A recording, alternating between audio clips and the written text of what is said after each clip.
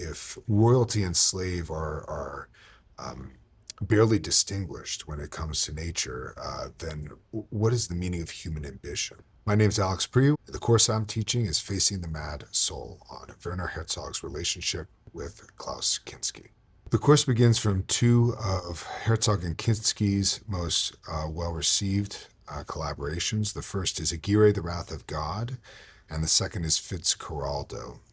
It looks at the way in which Herzog renders ambition and specifically uses the actor Kinski as a kind of avatar for ambition. It digs a little bit deeper into the nature of that ambition and ties the ambition of the characters to the ambition of Herzog himself, the filmmaker. Schrei ich mal einen Film hier und jetzt Film mal, schrei ich oder schrei ich nicht?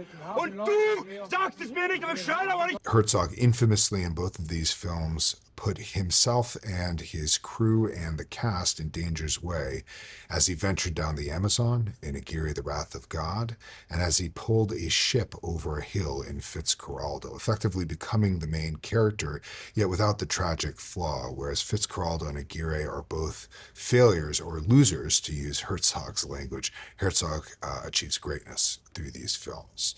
And so what we'll be asking is, what is the nature of ambition? How does it sometimes appear like madness? How does it relate to nature? How does it relate to creativity?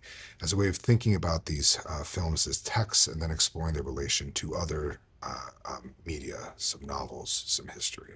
Well, I often teach seminars focus on text. This one is going to be focused on films. One of the nice things about teaching films, especially foreign films, which have subtitles, is you can occasionally mute things. You can just sort of watch the film go by, and you can just sort of look at what's happening and talk over it so that it doesn't get in the way. I want to teach them how to read a film. I want to teach students how to look at the composition of a shot, the cut, the framing, how it pans in and out, and what this teaches us about the subject. So Aguirre opens up with a very sort of nebulous sort of fog, and you gradually see a large mountain in the background, and then you see human beings trailing down it like ants, and then it pans down to the foreground, and you can see the individual human beings as individuals, or as individuals who represent a class in society.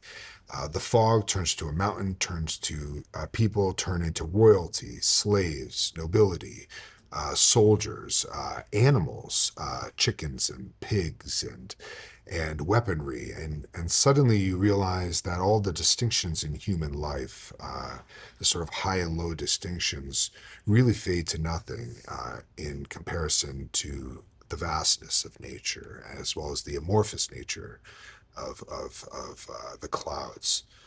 This tells us something about the limits of human ambition. If royalty and slave are barely distinguished when it comes to nature, then what is the meaning of human ambition? How can a conquest of nature, such as Aguirre ventures, when he takes nature on itself and going down the river?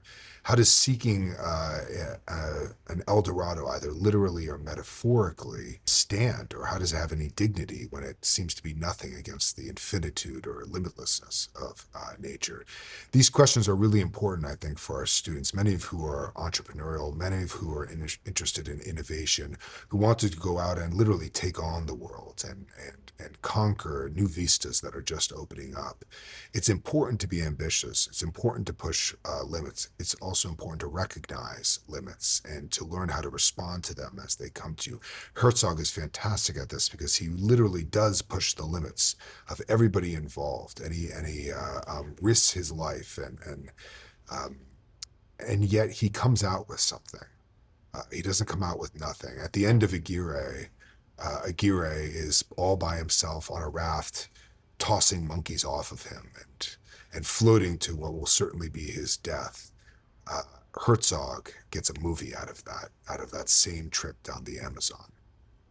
All art communicates something about the human condition, our place in the world, whether it's ancient poetry or present-day film. Film is especially gripping, and Herzog teaches young people who might be entrepreneurial or have an eye towards innovation what it means to really push the boundaries, encounter those boundaries, respond to them intelligently, and come out of it with something concrete, real and not with failure.